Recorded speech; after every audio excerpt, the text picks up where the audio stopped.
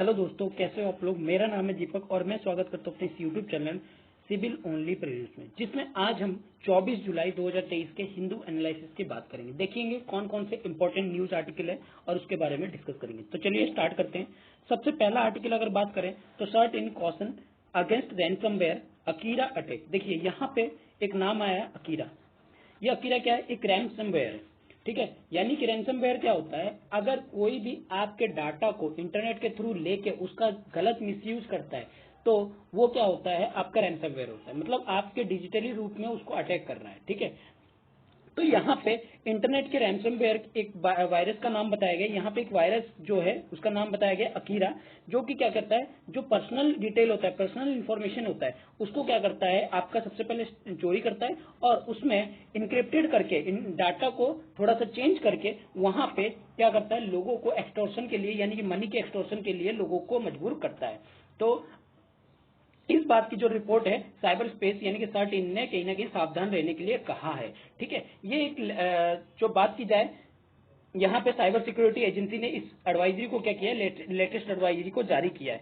और यहाँ पे ये क्या बताया जा रहा है, कंप्यूटर मालवेयर है जो टारगेट किस चीज को करता है, विंडोज को और लाइनक्स बेस्ड सिस्टम को जो है ज्यादातर टारगेट करता है, जिससे कि ये लोगों की इंफॉर्मेशन ले सके और वहां से लोगों को क्या कर सके, मनी चीज के लिए, मनी के लिए उनको क्या कर सके, फोर्स कर सके, ठीक है। तो आपको नाम याद रखना पड़ेगा अकीरा का, ठीक है। ये क्या है, एक रैंसमवेयर है और ये GS3 के लिए काफी इंपॉर्टेंट हो जाता है साइंस एंड टेक के हिसाब से। साइंस एंड टेक के हिसाब से ये इंपॉर्टेंट बन जाता है, ठीक है। चलिए आगे बढ़ते हैं। अगला आर्टिकल है will generic supply of bedaquiline be accessible. देखिए क्या हुआ यहाँ पे, सबसे बड़ी प्रॉब्लम अगर इंडिया की बात की जाए ट्यूबरक्लोसिस से, हम कहीं ना कहीं टीबी को 2025-26 में खत्म करने की बात करते हैं, लेकिन क्या इसके लिए हमारे पास जेनरिक जो मेडिसिन है वो सही दाम में मिल रही है? ये एक सबसे बड़ा क्वेश्चन बन के रह जाता है। यहाँ पे एक जेनरिक सप्लाई की बात की जा रही है, जेनरिक मेडिसिन की बात किया जा रहा है बेडाक्विलाइन, जिसकी एक्सपायरी डेट जो है, इसकी जो एक्सपायरी डेट है यानी कि एक्सपायरी का मतलब है जो इसके पास ये पेटेंट था, यानी कि जॉनसन एंड जॉनसन की कंपनी जो थी उनके पास इसके पेटेंट था, इन्होंने इसका डिस्कवर किया था। तो इनकी जो पेटेंट है वो 17 जुलाई को क्या हो गया था, खत्म हो गया था। अब क्या चाहते हैं कि ये जुलाई 18 को खत्म हो गया था और ये चाहते हैं कि इसकी जो एक्सपायरी डेट है वो और जो है बढ़ा दिया जाए, यानी कि इसके ऊपर जो मोनोपोली है वो किसका रहे, जॉनसन एंड जॉनसन कंपनी का रहे।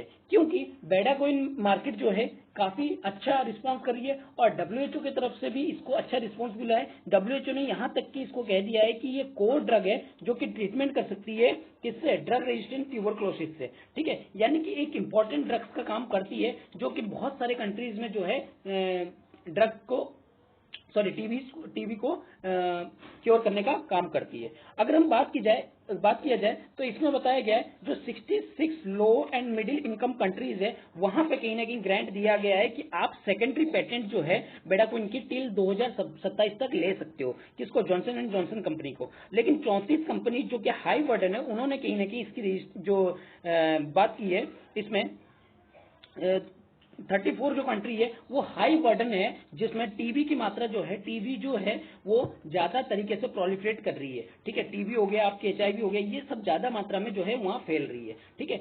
तो ये इस चीज को बताया गया है। अगर हम बात करें कि जो आपका डील है किसके बीच में, जॉनसन एंड जॉनसन और ग्लोबल ड्रग फैसिलिटी के एक नॉन प्रॉफिट डिस्ट्रीब्यूशन है जो एजेंसी है किसका, WHO का। ये क्या चाहती है, इस ड्रग का एक्सेस जो है एक्सपेंड होना चाहिए, यानी कि अलग अलग लोगों के पास भी इसके ड्रग के फॉर्मूले जो है पहुंचने चाहिए, वहां से क्या होना चाहिए, उस कंट्री से उन ड्रग की सप्लाई जो होनी चाहिए एक्सपेंड जो है वो होनी चाहिए, ठीक है। रिसर्चर ये एस्टिमेट मानते हैं कि अगर इंट्रोडक्शन, जब कंपटीशन जो है इंडिया से अगर इंट्रोडक्शन होती है तो कहीं ना कहीं जो प्राइस है, ठीक है, प्राइस रेंज है वो रिड्यूस हो जाएगी 6 गुना, यानी कि जो बातचीत चल रही थी $272 की वो कहीं ना कहीं 48 से लेकर 102 के बीच में जो है आ जाएगी, ठीक है। और इससे क्या हो जाएगा, जब इसको प्रोक्योर किया जाएगा किससे, GDF से, यानी कि ग्लोबल ड्रग फैसिलिटी से जब इसको प्रोक्योर किया जाएगा तब इसकी प्राइस जो है यहाँ आ जाएगी। अगर हम लोग ट्यूबरक्लोसिस की बात करें तो सबसे बड़ी डेडलीस्ट जो इन्फेक्शन डिजीज है, इन्फेक्शियस, ध्यान रखना ये इन्फेक्शियस डिजीज है, इन्फेक्शियस डिजीज है, ठीक है। अब यहाँ बताया जा रहा है कि इन्फेक्शियस डिजीज है और इसको WHO ने पूरी तरह से डिक्लेयर कर रखा है बिफोर कोविड-19 से पहले ही। अगर मान लो कोविड-19 से पहले ही इसको क्या कर रखा है, पहले से ही डिक्लेयर कर रखा है, जिसमें 500 मिलियन पीपल जो है वो ड्रग रेजिस्टेंस टीबी और नियरली 10 पॉइंट जो है ड्रग सेंसिटिव टीबी से जो है अभी तक जूझ रहे हैं। ठीक है, अगर बात की जाए इनमें क्या होता है, जो टीबी की रिसर्च वगैरह निकलती है उनमें ये बताया गया है जो डिजीज है उनसे क्या होता है, इम्यूनिटी कहीं ना कहीं गिर जाती है। लगभग 2.8 मिलियन जो पीपल है, पेशेंट्स है जो पूरी वर्ल्ड में, वो कहाँ पे, पूरी वर्ल्ड की अगर कंपैरिजन किया जाए पेशेंट्स की, तो जिसमें 2.8 मिलियन जो है कहाँ लिव करते हैं, इंडिया में, जो एक नेशनल पब्लिक हेल्थ इमरजेंसी का काम कर रही है। मतलब इस टाइम पे इमरजेंसी जो है इंडिया में ज्यादा है।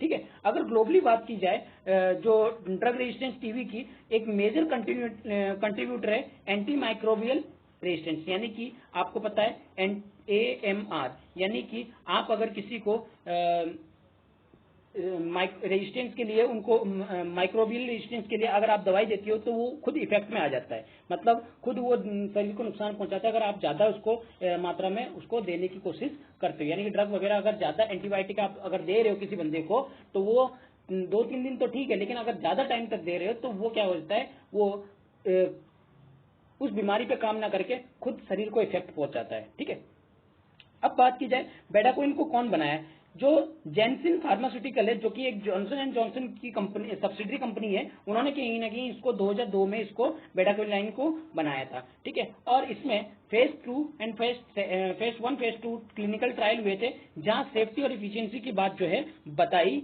गई थी। ठीक है, और ये कितना कारगर साबित हो सकता है पब्लिक और फिलॉन्थ्रोपिक ऑर्गेनाइजेशन के लिए, ये भी बताया गया था। ठीक है, अगर बात की जाए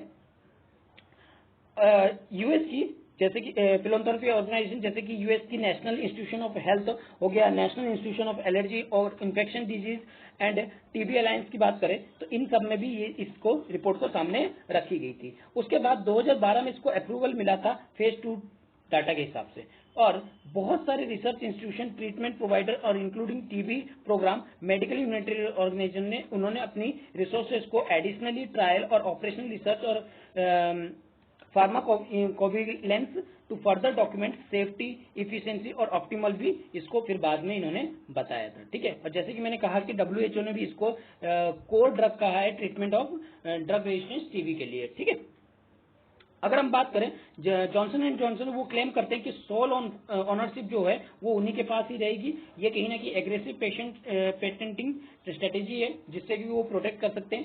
अगर बात की जाए इंडिया की, इंडिया में अगर ड्रग की बात की जाए ड्रग रेजिस्टेंट टीबी में, तो जैसे कि लाइनजोलाइड, ठीक है, ये कहीं ना कहीं डिक्रीज करती है प्राइस को, कितने 90% जो है जेनरिक कंपटीशन की जो प्राइस है वो डिक्रीज कर देती है। कब, जब फाइजर की जो पेटेंट है वो एक्सपायर हुआ था, तब से लेकर अब तक जो है डिक्रीज कर दी है। ठीक है, और इंडिया में इसकी कहीं ना कहीं रिक्वायरमेंट भी है, क्योंकि इंडिया की एक जो आबादी है, काफी ज्यादा आबादी जो है टीबी से जूझ रहे हैं, तो इंडिया को टीबी से जूझ रहे हैं तो उनको रिलीव करने के लिए कहीं ना कहीं हमें ड्रग की जो सप्लाई है उसको भी ठीक रखनी पड़ेगी, साथ ही साथ प्राइस को भी ठीक रखनी पड़ेगी, जिससे कि लोगों का इक्वली बेनिफिट जो है यहाँ पे दिख सके। ठीक है, चलिए आगे बढ़ते हैं। अगला है बीजेपी लीडर फेस बॉयकॉट इन हरियाणा ओवर सम्राट मिहिर भोज स्टैच्यू कंट्रोवर्सी। देखिए यहाँ पे ये नहीं जानना है कि क्या हुआ है कंट्रोवर्सी, क्या नहीं हुआ है, हमें यहाँ पढ़ना है सम्राट मिहिर भोज के बारे में। ठीक है, ये सबसे पहले अगर बात की जाए, मिहिर भोज जो है गुजरात प्रतिहार के रूलर थे और काफी अच्छे जाने माने रूलर थे 9th सेंचुरी डायनेस्टी के। ठीक है, 9th सेंचुरी में। ठीक है, और जिनका एम्पायर जो है वो मुल्तान, जो कि बंगाल में है, कहाँ से फैला हुआ था, कश्मीर, जो कि कश्मीर से लेके नॉर्थ महाराष्ट्र तक, मुल्तान से लेके बंगाल तक और कश्मीर से लेके नॉर्थ महाराष्ट्र तक जो है इनकी जो एरिया है वो कहीं ना कहीं फैला हुआ था। अगर मिहिर भोज की बात करें, इन्होंने अपनी कन्नौज को भी कैपिटल बनाए थे, क्योंकि आपको पता है जो भारत है उस टाइम पे भारत में 3 हिस्सों में जो है 9th सेंचुरी में ज्यादातर लड़ाई हो रही थी। ठीक है, पाला, प्रतिहारा और आपका राष्ट्रकूटास। ठीक है, इन तीनों के बीच में जो कि कन्नौज था, एक क्या था आपका, एक सेंटर पॉइंट है जिसके लिए सब क्या कर रहे थे, लड़ाई कर रहे थे। तो यहाँ पे मिहिर भोज ने भी कन्नौज को जीता था और उसकी कैपिटल को जो है अपने जो कन्नौज है उसको अपना कैपिटल भी बनाया था। वो एक विष्णु के बहुत अच्छे डिवोटी थे और वो ऑनर करते थे विष्णु को, जिससे उनको टाइटल दिया गया था बरा या प्रभास। ठीक है, और इनकी अचीवमेंट की अगर बात की जाए, इनके अचीवमेंट जो है डिस्क्राइब कहाँ पे, ग्वालियर प्रसिद्ध इंस्क्रिप्शन पे जो है ये इनकी जो अचीवमेंट है वो लिखा गया है। तो ध्यान रखना, ग्वालियर प्रशिष्टि इंस्क्रिप्शन। ठीक है, चलिए आगे बढ़ते हैं। देखिए यहाँ पे एक एनालिटिकल प्रोस्पेक्टिव है, एक आर्टिकल लिखा गया है, for sexual abuses children the road of rehabilitation is long. देखिए क्या होता है, कोई भी अगर बच्ची या बच्चा हो, लड़का हो लड़की हो, फीमेल हो मेल हो, कोई दिक्कत नहीं, अगर कोई भी सेक्सुअली एब्यूज होता है तो उसके लिए प्रॉब्लम हो जाता है रिहेबिलिटेशन के। देखिए क्यों, आज के टाइम पे रिहेबिलिटेशन जो है कहीं ना कहीं जरूरत है, जो ज्यादातर इस तरह की विक्टिम्स होती है। ठीक है, क्यों? क्योंकि सबसे पहले रिहेबिलिटेशन किस चीज का? स्कूल्स का। क्योंकि उनके स्कूल्स के ऊपर प्रेशर पड़ते हैं, जो उनकी स्टडी है उनके ऊपर प्रेशर पड़ती है, जिसके वजह से वो क्या करते हैं, स्कूल से ड्रॉप आउट कर देते हैं। और ड्रॉप आउट करेंगे तो कहीं ना कहीं हमारे उनकी इकोनॉमिकल कंडीशन क्या होगी, ठीक तरीके से नहीं चलेगी। एक ट्रस्ट जो होता है समाज में, वो कहीं ना कहीं एक अलग नेगेटिव दुनिया में चल जाता है। तीसरी चीज, मेंटली प्रेशर कहीं ना कहीं वो झेलते हैं, मेंटली प्रेशर, तो उनको भी सपोर्टिंग देना चाहिए इस चीज के लिए। और अगर बात की जाए न्यूट्रिशन में भी कमी आ जाती है, क्योंकि देखिए इतनी ज्यादा प्रेशर, इतनी ज्यादा टेंशन की वजह से क्या होती है, न्यूट्रिशन में कहीं ना कहीं कमी आने एक जाहिर सी बात है। ठीक है, तो ये सारी चीजें हमें क्या होती है, देखते हुए नजर आती है। अब अगर इन सब चीजों को रिहेबिलिटेट नहीं किया जाए, तो एक सिचुएशन और बनेगी कि आप इनका जो समाज में रहना है वो कहीं ना कहीं आगे जाके और ज्यादा डरावना होगा और ज्यादा भयानक होगा। ये क्या करेंगे, उस चीज से लेके हर चीज से ये क्या करेंगे, फियर करना स्टार्ट कर देंगे, यानी कि डरना स्टार्ट कर देंगे। ठीक है, इनको एक काउंसलिंग की यहाँ पे कहीं ना कहीं जरूरत पड़ेगी।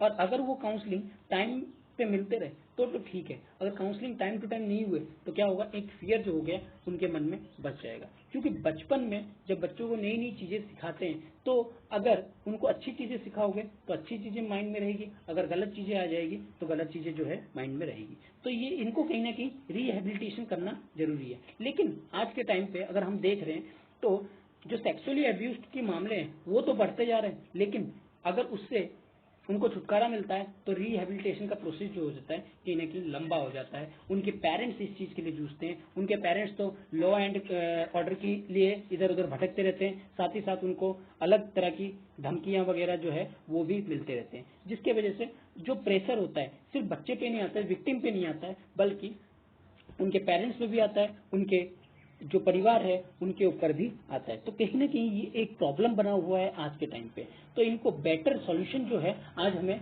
करना पड़ेगा, जिससे कि ये क्या कर सके, डिपेंडेंसी जो है वो खत्म कर सके।